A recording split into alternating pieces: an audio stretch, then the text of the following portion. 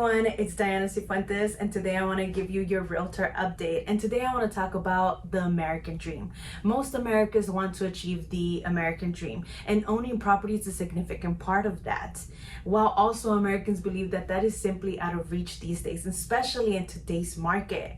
I want to teach you one of the most practical ways that you could help an adult child or a grandchild be able to get their start into real estate, and that's by tapping into your equity. Right now, 39% of homeowners own their property free and clear or have enough equity to be able to help the next generation.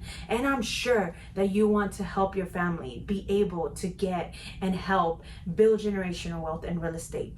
In fact, 54% of millennials that purchased property last year did it with down payment assistance, whether it came from a family or a friend or from a down payment assistance. Now, if you have more questions on how you could help a grandchild or an adult child be able to purchase property with your equity, or you're simply sitting on equity and you'd like to see how you could purchase a second home, give me a call. I would love to help. Talk to you soon. This is Diana.